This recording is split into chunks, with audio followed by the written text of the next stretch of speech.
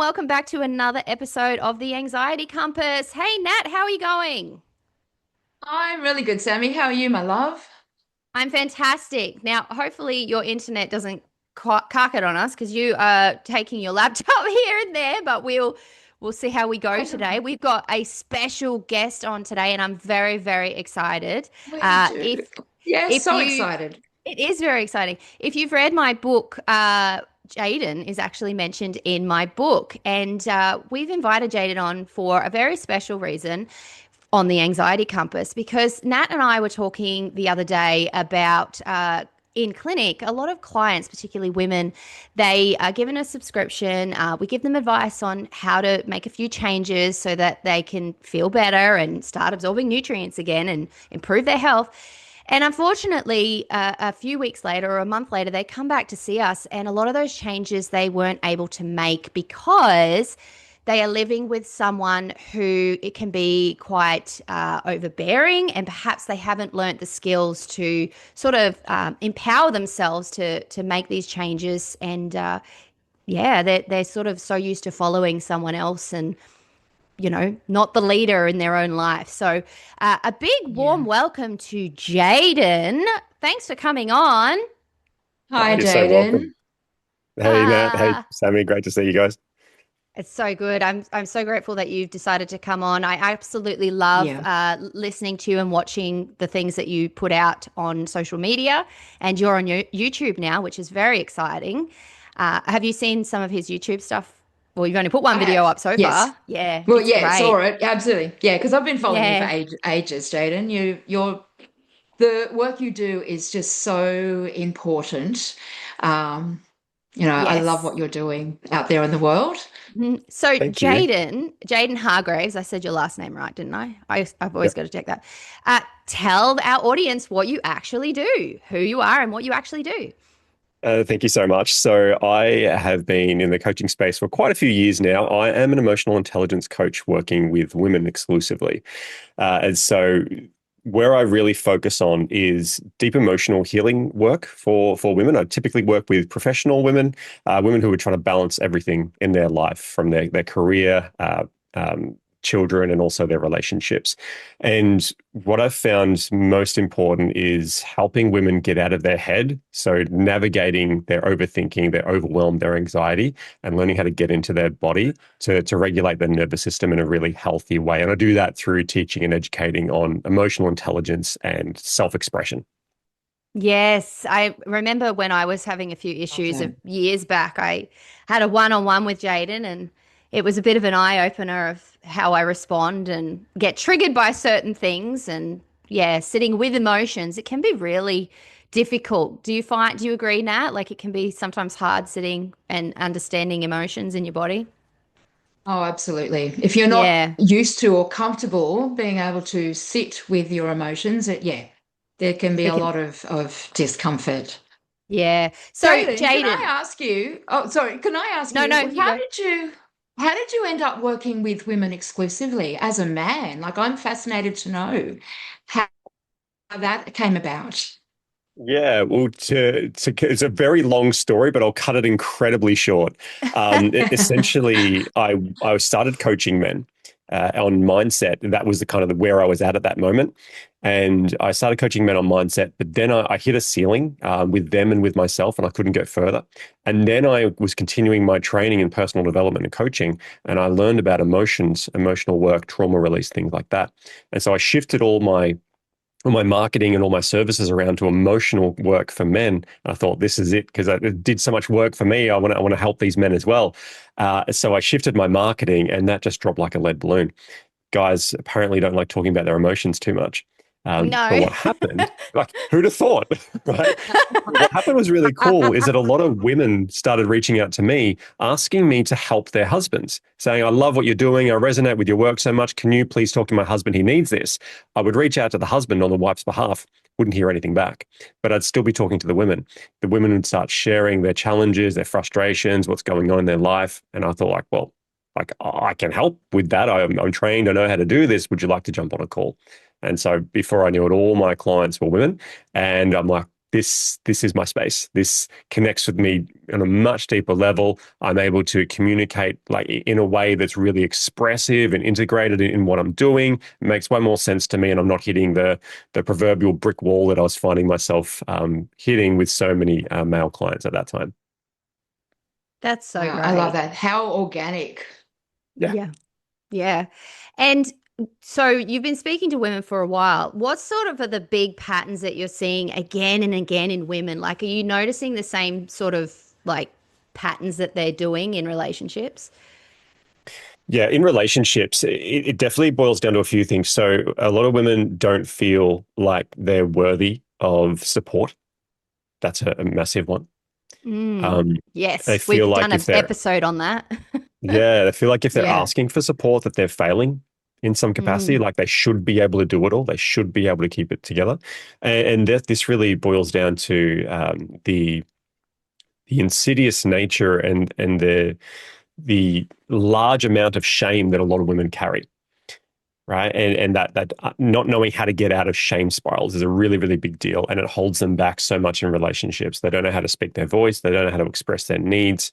And so there's a lot of weight and burden that they're carrying upon themselves, and they don't know how to release it. And so they end up becoming a pressure cooker of overwhelm, stress, and anxiety.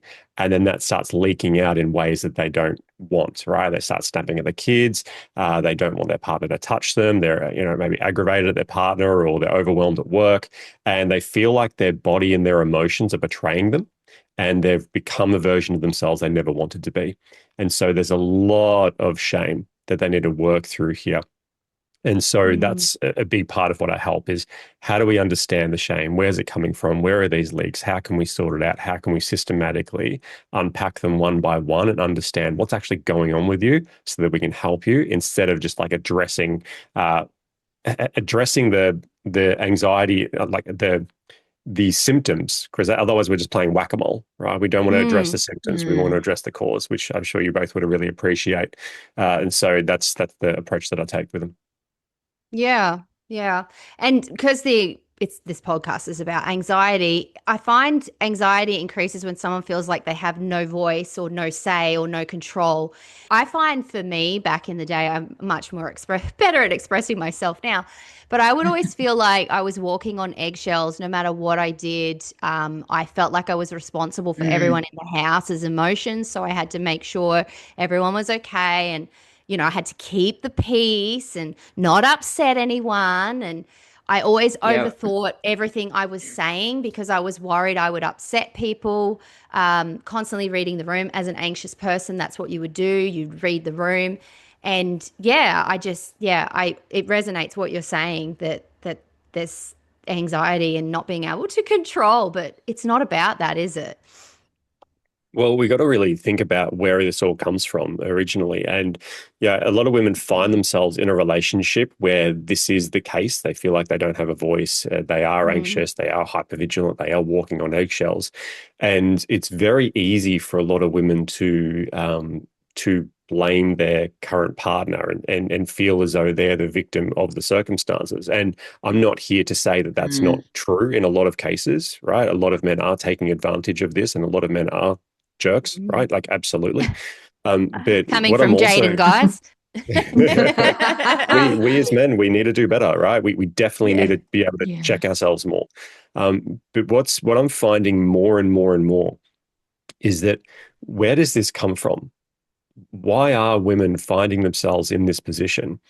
And when we start peeling back the layers and start looking at childhood and development, we find out something that's clear as day, which is that the environment that the child, a younger version of my client, was raised in was exactly the same, right? Where the child Mm. was made to feel responsible for other people's emotions. They became hyper vigilant because there was chaos, there was inconsistency in the childhood, in the environment, okay, which led the child to become codependent on a family member, right? On a parent, which means essentially that, child, you don't have needs because your needs are secondary to your caregivers, because their Yeah. needs are more important. Because if they're angry, if they're upset, if they're volatile, then you're in danger of being rejected, of being in trouble, right? And that sends a shock through our nervous system to say, well, if we're being rejected, then we're not safe because we're on our own. And then we have the potentiality to die if we think about just like pure Mm. primal survival instincts. Yep. And Yeah. so it's important for us when we're in it as a child to then go, okay, well, I've got needs, but every time I express those needs, they're seen as a burden. They're too much, right? They're not wanted. But I've got to, so when I have those needs, I'm rejected. So therefore, I need to squash those needs. I need to put them down. And then I need to look at ways that I can be seen as useful or acceptable. And oh, wow, here it is. Every time that I care for mum, every time that I do good and dad praises me, well, that's what is going to bring me connection and safety. Mm. So that's what I'm going to start doing. So now instead of looking within and saying, what do I need? It's what do they need in order for me to feel Mm. safe? And so this is Mm. the conditioning. And so that travels with us throughout our entire life. And then what happens? We end up finding a partner that falls into the same category. And it's not because we're masochistic. It's because we're finding what's familiar, what Mm. makes sense to us, what was Yeah. modeled to us. And so the women that I work with can feel as though this is happening to them from their partner. What's really happening is that these clients are maintaining a disposition, a lifestyle, a frame of reference, a belief system, an identity that is conducive with their childhood. And so Mm. the whole point is we need to start shifting that belief system, that identity away from, I need to take care of everyone else so that I can be taken care of. And instead of, I need to learn to figure out what my needs are, learn how to articulate them, how to express them in a healthy way so that I can become an equal member of the household instead of just subduing The myself, carer. holding Mm. back, and then trying to, take the breadcrumbs that fall off the side of the table and think that that's love and Mm. that's life. That's not. It's nowhere near enough. It's a Yeah. half life, and that's what we need to work Mm. towards. Yeah. It's so true. When you talk about, emotional safety, what exactly does that mean? So emotional safety, I do a lot of trauma work, and if I know a few of your members, I'm sure our listeners will be familiar with the work of Dr. Gabor Mate. Mm-hmm. So I love Yeah. his Yeah. approach to trauma. So trauma is not the event. Yeah. Okay? Trauma is the unprocessed emotion from an event. So when we think of it like that, whatever event happened in our childhood that's going to arise emotions inside of us, the event is not the thing. The thing is the emotions that rise within us, but then we don't have the safety, the support in order to express those emotions, to release those emotions, to feel them to completion. So what Mm. happens is emotions rise inside of our body, but if then we're being told that we're too much, right? Or we're too needy, or we're being too extra or whatever, then we're ashamed in having those emotions. And so we have to push them back down. So it's like having that beach ball, we've got to keep pushing it down, pushing it down. And so Mm. the emotional safety that we're after is to have someone to be there and validate us, to hold us and say, what you're feeling is really big and that's real and it really hurts. And I totally understand where you're coming from. And it's okay to feel that. And you have every right to feel that because it's normal. It's appropriate for you to feel this. And so when we don't Mhm. have that as kids, we don't feel worthy of having it now. And Mm. especially when we're adults, we don't even know what to do with it when it comes up because it will. That beach Yeah. ball will inevitably pop back up. But then when it's here, we're terrified of it because that is connecting to our memories of, well, last time this happened as a child, I was shamed, I was punished, I was rejected. So now I don't want this thing, even though it's a natural Yeah, the occurrence for us. uncomfortable.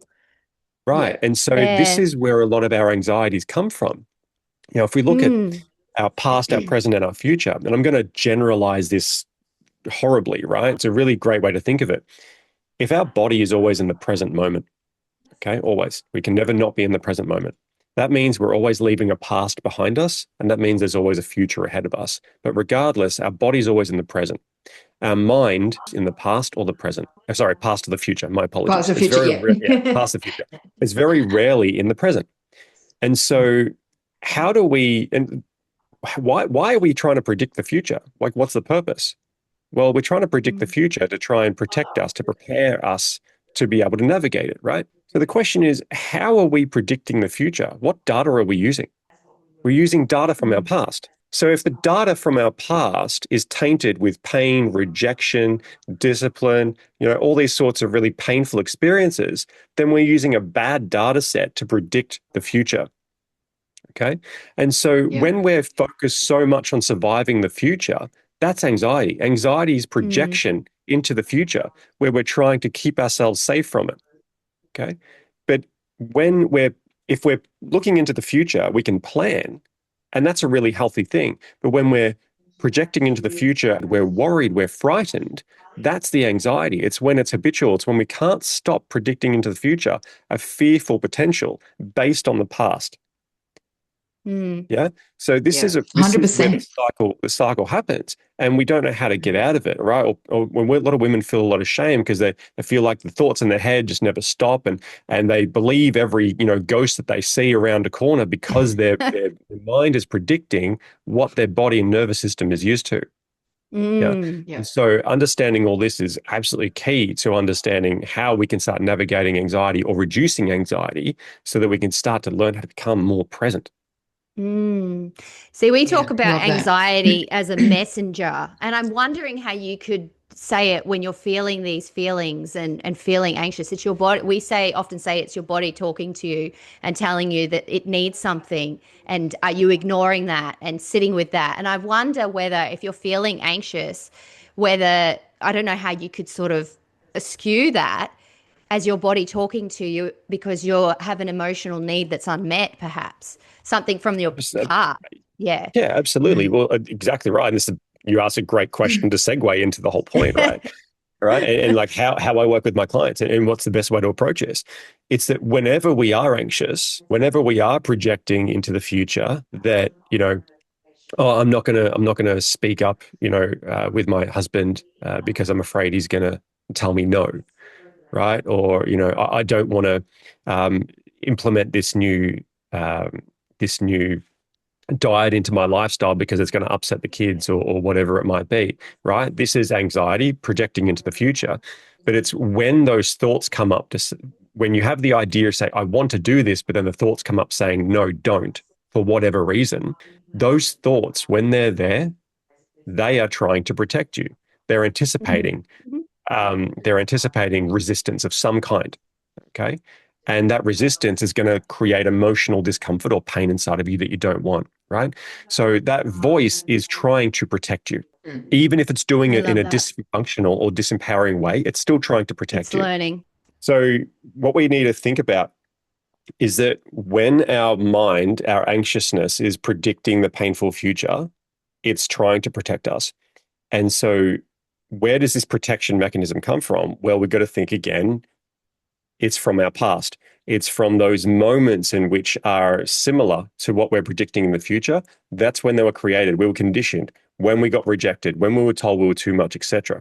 That is a Mm. little girl inside of you that was experiencing a tremendous amount of rejection, pain, right? Emotional turmoil of some kind. And she is now looking out for you. And she is saying, Mm. I need to help you predict the future. I need to try and protect you. Your Yep. anxiety, your voice in your head, the shame that you experience, it's not this evil entity trying to destroy you. It's actually the echoes or the whispers of a little girl in pain trying to protect you. And so the way I see it and the way I teach my clients is this isn't something you have to fight. It's not something that you want to run away from. It's not something you want to cut out of you. It's not something you want to reject. It's not something you want to fight against. It's something you need to understand. It's actually a little version of you, a little girl in you, desperate for you to be safe. And so once we Mm. flip the script on that and we change the relationship with the voice or with the feeling or with the fear into this is just trying to protect me, I want to learn to understand her more. How do I understand? What's her motivations? Where's she coming from?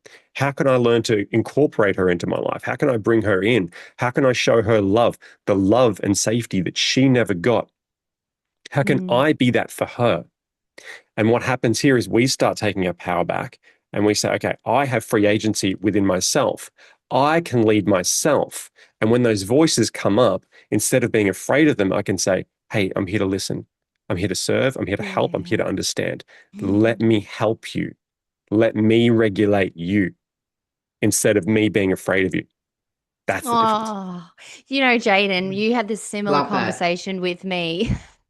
Jayden had this similar conversation with me. Remember when we sort of first met, Nat, and I was going through a lot, and I reached out to Jayden. Well, Jayden reached out to me, and we had a similar conversation. So for me, I've never really been able to sit with emotions, and I've always, what's the word I'm thinking of, where you overanalyze your emotions, so you overcomplicate them, and what's it, where you and I do it. You and I used to do it a lot, Nat, because we talked about this. You start to try and talk your way through emotions rather than sitting in them and feeling them.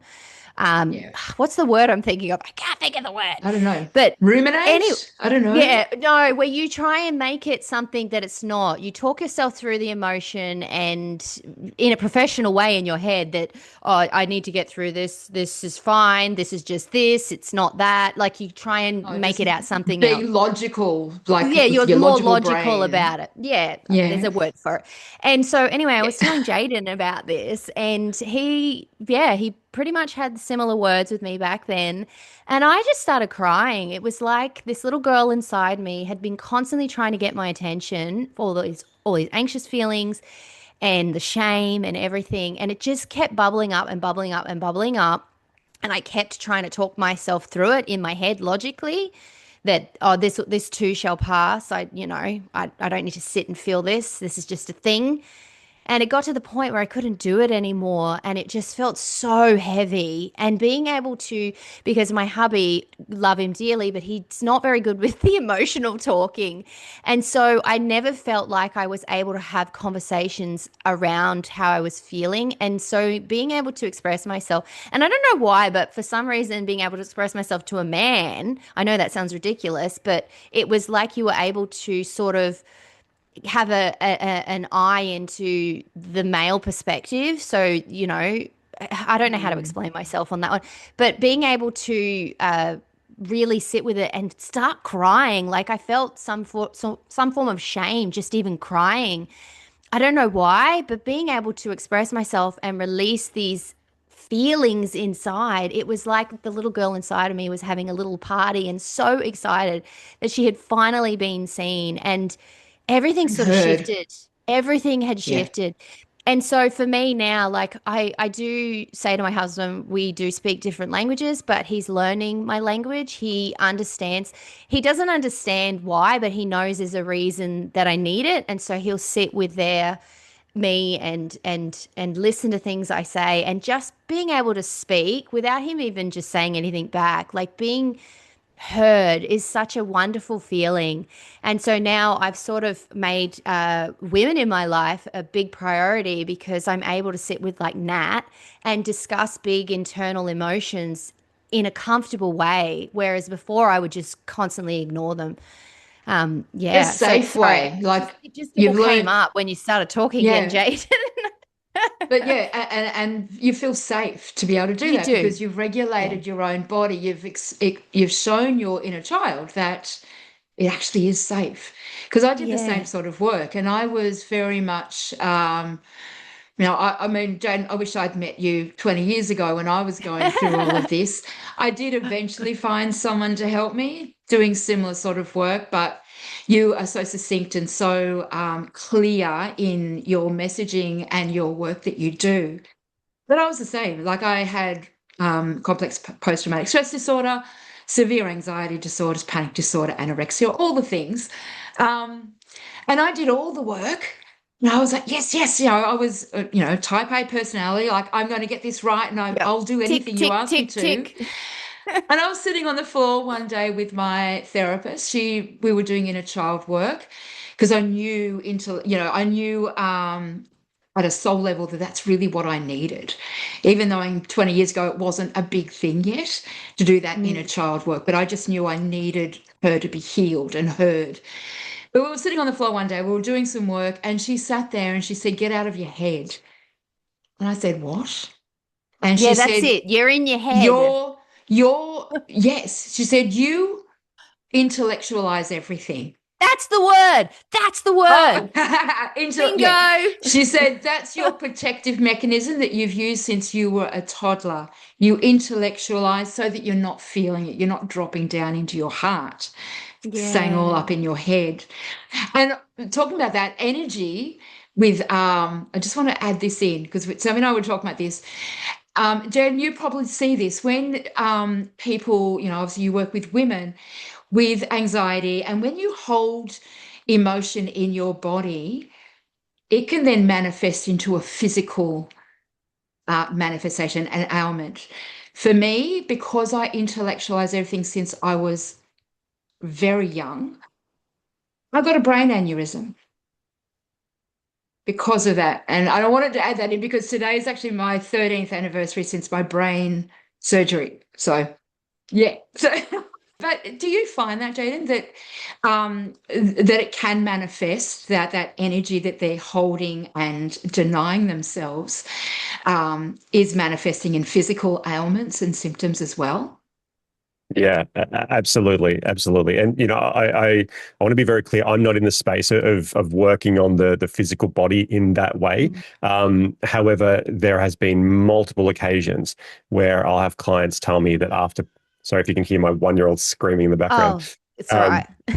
It's cute. so multiple times Real where I'm life. working with a woman who does have a huge emotional release of energy, over a session, and then they'll tell me that a random ailment starts to dissipate. Right, the pain in their Mm. shoulder goes away, their neck starts to feel better. Right, these things happen all the time. Yeah, and I'm just like, It's yep, like your that's all release. part of it. Yeah, It's and you again, sort if of you, like, yeah. I was just yeah, going to say yeah, releasing the muscles so you're not tense as much anymore because you're not carrying well, that. correct. It's exactly Mm. right. It's exactly right. It releases hypertension, and so Mm. once we understand that and how the body works, we're releasing energy. Everything loosens up, and that's a really powerful and beautiful thing, and just an awesome secondary gain, right, inside the space, Mm. which I just love. Yeah. Yeah. Do you know? I was thinking earlier when you were talking about the inner child and the constant, as you're growing up, the way that you're seen to be loved is doing things for other people and learning these patterns, and you end up with them as an adult. Do you find it's more in women? Because I've heard a lot of people talking about as women, like going back to tribal days, we were the carers, we were the mothers, we were the ones that tended to children. Do you find that even though, like I find as a child, you're learning these patterns, do you find it's sort of built in women, or do you think it's just because these are the things that we've followed as women all these years? Like, is it like a continuing pattern from things that were set like hundreds of years ago, or do you think it's yeah? Yeah, it's such an interesting question and thing to explore. So, um, yes and no. It's not as binary as what a lot of people think, right? A lot of people will just say, "Oh, the masculine energy and the feminine energy, and this is like the Yeah. way of the world." And like that's not entirely true, and it's actually quite a bit disingenuous. So the more we look into things like attachment theory, that's where I've read things that really, really book. change. Attached is good. Yeah, That was attached a good is a book. great book, right? Mm. So attachment theory or attachment styles in our relationships, right? There's four main ones. So there's secure, which is the healthy kind of balanced one where you can have a conversation with someone, and you can, wait to have a conversation. You can bring up difficult conversations and you can just chill out, right? Secure is really Mm. beautiful. The main two opposing ones is anxious and disorganized. Anxious is called anxious preoccupied, which is where we're focusing more on the future. We have a level of urgency within inside of our body, and we want to get things done now. Okay, that's Hmm. anxiousness, and that typically is more of the feminine expression. Okay, and this is just because women in general are more neurotic than men. Okay, as in more emotionally volatile. Don't Thanks, shoot the Jayden. messenger, right? It's We're just factual. neurotic. All right, so more emotionally expressive. And so that creates more emotional urgency. And so that leans more towards the more anxious side of experiencing a connection and attachment, where then men are more logical and rational, and less emotionally expressive, which is more conducive to dismissive avoidant attachment style, which is essentially Mm. where they'd rather just give you an answer that works and they don't want to deal with the emotional stuff. And so they would shut down on that. Now, what happens is that these two attachment styles or expressions or relationships with emotion get exacerbated culturally. Yeah. So it's glorified that men are hard, that don't talk about their emotions, that go out into the shed and do all the hard things and do the traits. And so that is promoted, right, as being strong and disciplined and stern and stoic, that is the pinnacle of manhood. Yeah. Yeah. And that's dysfunctional for sure. Whereas then you look at women, and women are celebrated for being overly caring, overly nurturing, overly expressive, and bearing all the weight of the emotional intimacy inside of a relationship. That's another thing. It's like you get the trophy as a woman if you're the one who sacrifices yourself and gives all, right, and holds up all the emotion. But the The more we do invisible that, load. the more we lean into Mm. anxiety on that side. And so the thing Yeah. is, being anxious isn't just a female attachment trait, and being avoidant isn't just a masculine one. But when you Mm. lay it all out, more women are anxious and more men are avoidant. So Mm. it's not actually completely aligned that there's masculine, feminine energies that just like have this binary impact. No, there's a lot of men. I lean more anxious. My wife leans more avoidant. Okay. Mm. So it's not the be all and end all. So there can be a lot of switching inside of there, and there can be a lot of a lot of overlap. And as well, it's important to understand that our attachment styles, they aren't fixed. Okay. That you can move around them. And the Mm. more that you heal, the more you can heal your anxiety, the more you'll drift into the secure area of the attachment spectrum. The more Mm. safe you feel in your emotions to express, and the more safety is created for you, the more secure you can go moving down from the avoidant attachment style. And so this is really important thing to do and understand. And that's what happens in a healthy relationship. So Sammy, you were just talking about it. You are a Mm. very typical anxious attachment, and your husband's very typical avoidant attachment. He's totally Oh no, avoidant. shock. He is totally. Right. Totally avoidant, right? But what's Uh-huh. happening here is you're learning to not flood on him Yeah. so much, to not be I'm as coming more hyperbolic. secure. More Right. secure. Yeah. You're it's not toning yourself down, it's No. refining yourself, right? Yeah. It's becoming more graceful and refined in your delivery. Now, when you do that, you're bringing yourself more secure, and then you're not emotionally flooding on him. His Mm. relationship to emotion is that it's dangerous, it's scary, and every time I used to do it, I would be punished, right? Mm. So emotion is scary to him. And so when you come up with big emotions outwardly expressed towards him, his inner child is going, that's too much. I'm terrified of this. So that's why he Mhm. shuts down. It's not because he's a prick, it's because he's surviving. Yeah. And so now that you're learning how to regulate your delivery, he feels safer to be more present with you. So he's coming Absolutely. towards you because you've created I'm space for not him to move coming. forward. Yeah. Absolutely. It's funny because when I was really and my emotions were just flooding out everywhere, and my husband was like, I don't know what to do with all this. I actually went and seen Nat for some Reiki healing, and she's like, man, you've got a lot of testosterone like going on here, because the way I had learned to survive in this relationship was to live sort of in a masculine environment and to block this emotional feeling, and I'd sort of denied Yeah. myself that feminine side of me. And Nat was like, man, go and buy some flowers and wear a pretty dress. And yeah, it's interesting. It's very interesting. Femininity inspires masculinity, and masculinity inspires femininity. Yeah. 100%. Yeah. Absolutely. Do you find, like, I know this is something I've heard of before, but women who deny that feminine side and they push down the emotions, that they become less attractive to men? Because I've seen some women who say that because they're running businesses, they're bringing all the money in, they're doing all the things, and their partner's sort of not doing that, their partner starts to feel a bit lost because they haven't dealt with that, because they've got this thing in there. Is it patriarchy, where they've got this idea that men should be the ones bringing in the money and the men should be the ones doing all the work, and women are sort of creeping into that side as well. It's like I I think saw it. men more Yeah, are feeling more emasculated, aren't they? Men are maybe. getting lost in this space because women are rising up and they can do everything and they're earning their own money. And I'm 57 and I see women in my age bracket, they might be divorced. Some of them are widowed, and they're going, you know what, I don't want a man. I can earn my own money. I own my own house. I go on my own holidays. But it's finding that men are pulling away because they're feeling lost, because they're feeling emasculated. Is that, Do you see that? You put a So post about something like this the other day. I saw you commented. yeah, so yes, there's a bit more refinement in that, which I find. So yes? because I work with a lot of professional women. And I work privately with a lot of women in real estate, women who are in law, in finance, things like that, and there can be hyper masculine sort of areas. And what I find with a lot of these women, when we start boiling it down, is that they're only in this industry, right? And I've seen this time and time again.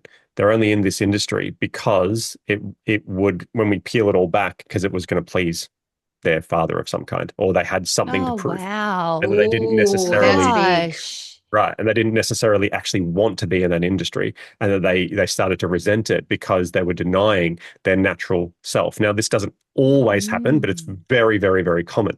Okay. And so what Mm, happens is a lot of these women who become ultra independent and ultra empowered, which is an awesome thing. We want that.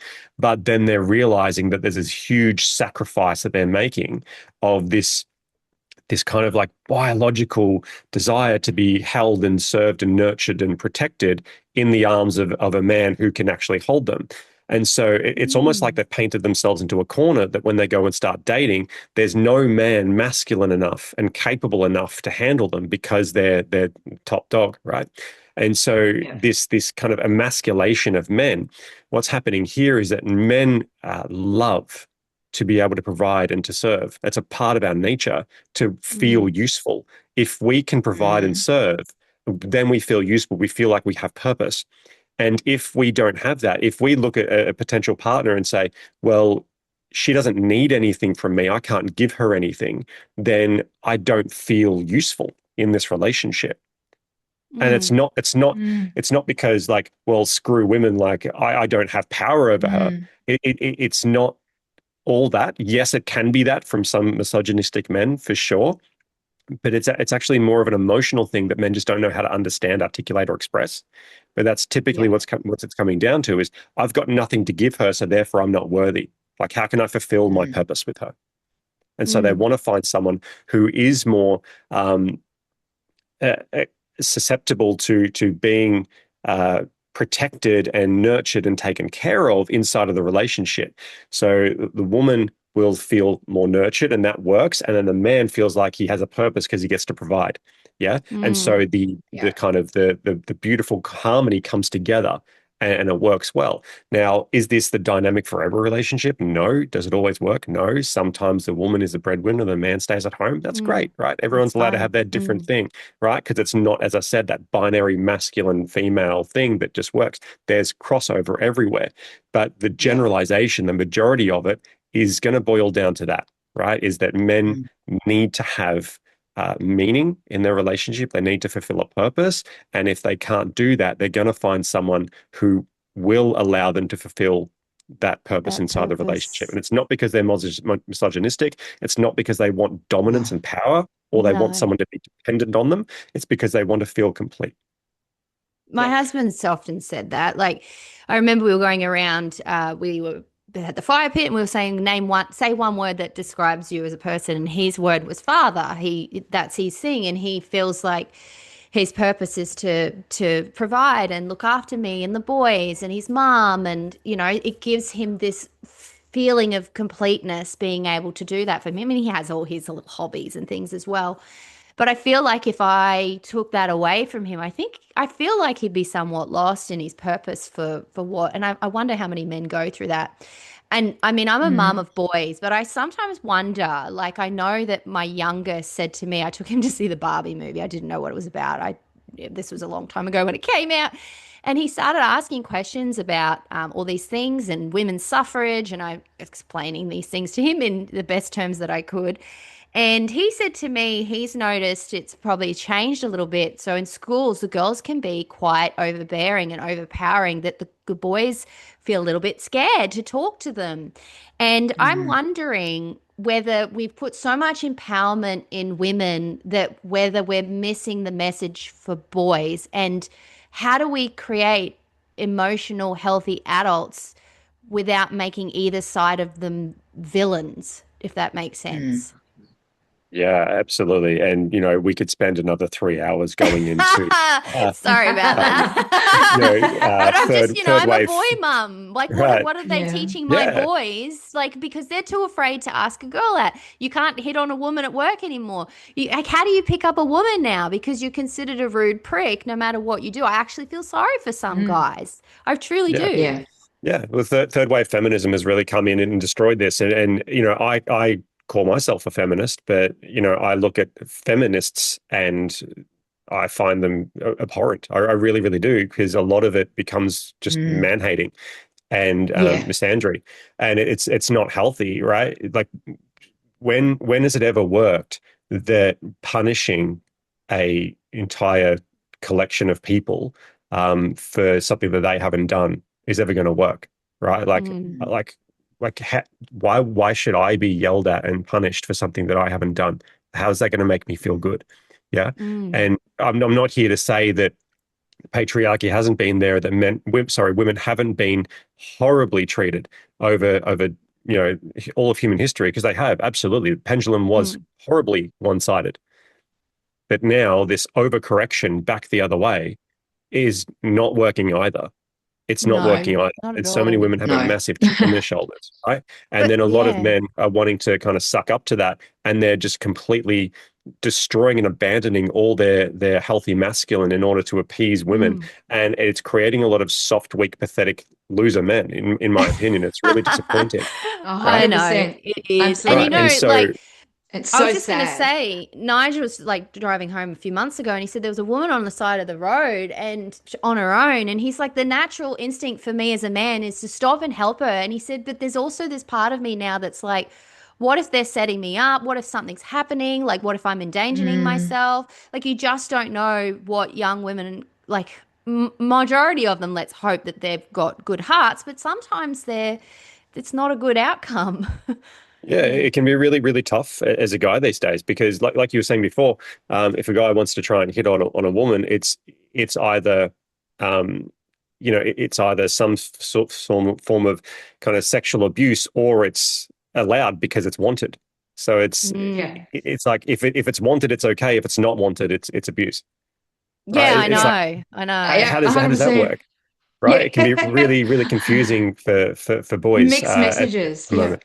Yeah, totally mixed messages. But even So even outside of relationships, just common gallantry. Do we even use that word anymore? No. Like I love a man opening a door for me, Me a complete too. stranger as I'm walking through. I find it so sad because I always look at them and smile and say thank you. The look of surprise on so many men's faces, because I haven't turned around and abused them and said, I can do that I myself, can do it's just like, that myself. So yeah, sorry, off yeah, I think topic. we need to actively work on bringing it all back to be really healthy, and that'll just take time. It'll take time, but it takes yeah, conversations like this, and it's going to take brave men to step up and say, "Hey, no, like that's not That's not it's not okay. okay to Yeah. be treating us like this.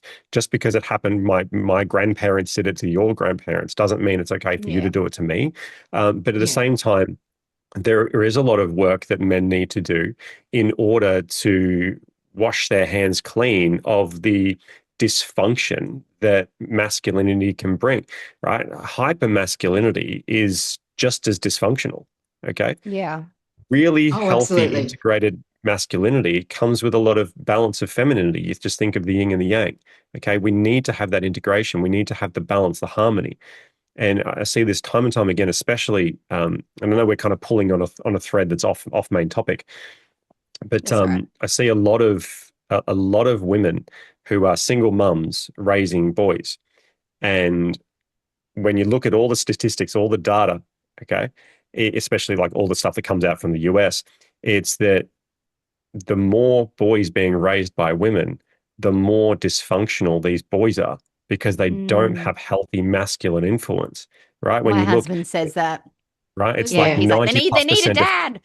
Right. Yeah. 90+% of Mm. teachers are women, right? You look at our families, let's say, don't quote me on the exact statistics, something like 60, 70% of boys are being raised by single moms, etc. And so you look at all of the access that boys have to um, grown-ups in their life, and it's women, women, women, women, women, women. And then these guys are being raised thinking, well, I have no way to harness my natural masculinity. I don't know what to do with it. No Mm. one's refining it. No one's keeping it in check. So I'll turn into a belligerent asshole.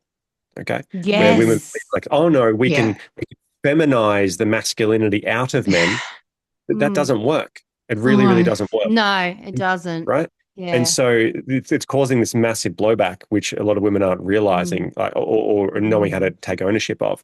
And so this is something that a lot of women really need to check themselves on and appreciate that masculinity is healthy, it is important, and it needs to be refined by a Mm. healthy woman as well. Okay. Men don't know how to be feminine. Women know how to be feminine, and women need to help teach men how to be more feminine, how to be more Mm. softer, how to be more nurturing. But if a lot of women are subservient and sit back and say, oh, the man's allowed to be a man and do everything that a man does and let him turn into a dysfunctional prick inside the relationship, then what's going to happen is she's going to sit back and be quiet and build up resentment because she hasn't Mm. expressed her needs, she hasn't expressed her boundaries, she hasn't articulated what's going on, and then she's going to sit back and blame the man. Well, the man's just been going off doing his thing, unchecked, unchallenged, right? What we actually want to do is promote women stepping up and going, hey, babe, this is how I want to be talked to. This is how I'd like to be kissed. This is how I'd like to be touched. This is how I'd like to be taken care of. This is how I'd like our relationship to be. Instead of, oh, well, he might raise his voice, so I'm going to timidly sit back. No, Mm. no. Women have got to have Mm. more confidence to step up and step forward and build a healthier relationship. While at the same time, men need to The pull their head man. in and learn how Mm. to soften up, okay, and stop Mm. this unrefined, aggressive crap. But this comes from a lack of men leading boys. Men Mm. aren't leading boys. So No, there's they're another not. book co-written by Gabor Mate, Hold On to Your Kids, and it talks about parental attachment or Mm. peer attachment. Okay. So nice and simple. When you're a child, you're supposed to be attached to your parents, both your mum and your dad. You're supposed to be taught how to be feminine. You're supposed to be taught how to be masculine and how to refine that in a healthy way. What happens is when parents disconnect from their kids, when they're treating them poorly, where they're not engaged in their upbringing and things like that, our children will disconnect, will detach from their parents, and then they'll attach to their peers, their friends. Mm. So then you've got a Yeah. That's boy not great. attaching to their best friend who's also a boy, and then mum and dad's opinions don't matter because my friend Timmy is way cooler than mum and dad. And Yeah, so my then what's boys are happening? getting there. It's boys raising boys. Teenagers. Yeah. It's So so then it's true. boys raising boys. There's no masculine guidance. There's no healthy guidance. That's See, what it all Nigel was stems from saying the the home. other day. He was saying, gone is the day. I'm just being mindful of the time. Gone is the day where you had the pub after work. Like it was a normal thing. Like he's saying when he was younger, you would go to the pub after work with all your mates and you'd have a drink and it would loosen the tongue and you'd talk about all the problems in your business. You talk about your home life and then you go home. He's like, yeah, okay, people might have thought that was a bit, oh, my man goes to the pub after work. But he's like, that was a way for men to to bond and talk. And he's like, years ago, the Mm. younger kids would often go and hang out as well. Like you'd have your uncles and all of the men would get together. I mean, they've got men's sheds now, but men don't Yeah. just ring each other up and go, I'm having a bad day, I need to talk about it. But where if they're at a pub and they have a drink, they can start talking about, oh, Jono did such and such today and it really pissed me off. Like they're able to express themselves. That's gone. It's like it's out of it's not a thing Well, that these days culture's to being walk there. shamed away. Yeah, and I Mm. feel like as much as yeah, there was the negative side to that as well, but I think there was a lot of positive that used to come out of having those spaces as well. But anyway, this Absolutely. podcast is Yeah. all about anxiety, and I I just am hang on. I wondering. just Oh yeah, wanted. Sorry, can I just interrupt? I just want to finish up what we were just talking about because there are a sure. lot of women out there that do not have a male partner and they may not have other men in their life. So what do they do with their sons where do they go to find that healthy role model for their boys if they don't have anyone in their immediate circle? What do they do? My Sports. I tell Yeah, every my single boys one of have my got clients, kung get your fu. boys into Yeah. sports because there's going to be some Mm, sort of coach or trainer of some kind that's going to Right. show them discipline, masculine encouragement, and support in that way. Sports. My boys have Great. got their Perfect. master Sifu, so they've been going since they were 5, 6 years old, and they're like 15 now. So it's like having another dad in their life. So if I was a single mom, they would definitely talk to him because they're comfortable Mm. with him and they see him 3 or 4 times a week. So yeah, agree, Yeah. totally agree. Yeah. Great. Yes, yes. So Okay. being the anxiety compass, this episode sort of points more towards the emotional side. So holding on to those emotions, not being able to speak up. Jayden was saying that he works a lot with women. He's not downplaying men, as you can see. He's, helping to empower women so they can have those conversations and express themselves and give advice in that area. And yeah, I think it's definitely needed. You can't sort of tell a man to go and get counseling and do all those things, but you can definitely work on yourself to be able to express your needs a lot more. And yeah, I wanted to do so. What we want to do is sort of like a rapid fire with a few questions, Jayden. Are you ready? I know it's hard for you to give just quick answers, but it's been So real. much context that needs to go into it, though, Sammy. I know, I know. I've gone on podcasts, I've been interviewed, and it's like a 20-minute interview, and I'm like, how am I going to fit this in? It's not going to happen. It's too much information. Yes. All right. I'm going to ask Nat. Do you want to ask a question and then I ask a question, or do you want me to ask a Yep. question? I'll go first. Yep. Okay. What is the biggest relationship myth? Whoa, that's a bloody big question. Biggest relationship myth is that we're equal. Ah. Next one. Biggest green flag. Willingness to learn. Love it. Biggest red flag that people ignore. Defending, staying where you are. Oh, that one hit. Yeah. Yeah. I see a lot of women that do that. Yeah. Like Yeah. justifying your current situation. Yeah, that's horrible. Mm, Yep. yep. Yep. Yeah, I reckon you'd hear that a lot doing what you do. Yeah. Mm. Okay. And last one. One thing women can start doing today to feel more empowered. Going to give you two things. Read books that help you understand yourself and not just affirm your beliefs. So read books that challenge you, definitely. And the second thing is connect with other women. Nice. I've done both of those. I think connecting with other women Yeah. was the biggest one for me. I'm going to throw in just one final question, and I want to see how you answer this one. This one came up, and I thought, oh, that's a interesting question. What is the difference between compromise and self-abandonment? Compromise is win-win. Self-abandonment is I lose, you win. Yep. Mm, Yeah, that's true. I mean, it's very, yeah. very straightforward. So, Jayden, it's been really great having you on today. Thank you for coming on. Yeah. If people would love to follow you, hear you, see you, because I absolutely love watching the content that you put up, and I love some of the fiery Yes. questions you ask, polarizing questions, Yes. and I like They're get my popcorn brilliant. down to the comments. Yes. And I love it. And sometimes I'm like, should I write something? No, because then I'm going to have to deal with replying to everyone. I don't have time for that in my life. How can people come and take a sticky beak and even work with you? Yeah, so I'm just mainly here on Facebook. I'm everywhere else, but don't look at those accounts because I haven't dealt with them. So Jayden Leigh Hargreaves is my full name, Jayden Leigh Hargreaves, and my now YouTube channel is Jayden Leigh. That's Go subscribe. Leigh. Yeah, go subscribe. And yeah, I'm very active on Facebook, and I'm launching my YouTube channel. And I have multiple and sundry of different programs, both group programs and coaching programs, one-on-one as Yep. well to Yep. support women. And when is the book coming out? Wonderful. Well, hey, that's coming. Put Most you on the definitely. spot there. Yeah. Amazing. Thanks so much for coming on. Yeah, thanks, Jayden. Sometimes anxiety isn't asking us to become someone different. Sometimes it's inviting us to reconnect with who we were before we started abandoning ourselves. So stop abandoning yourselves, lady, and start listening to that little inner child inside and getting, your voice out there. Yeah. We will see you in the next episode. Thanks for coming on, Jayden, and bye now. You're Thanks, welcome. Jayden. Bye, Sammy. Bye.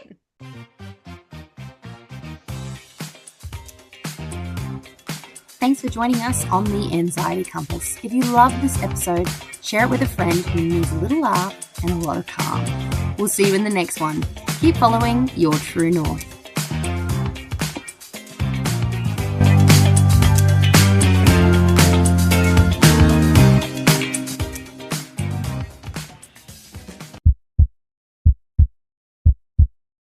Disclaimer time. Sammy and Natalie may be clinical nutritionists, but we're not your personal doctors.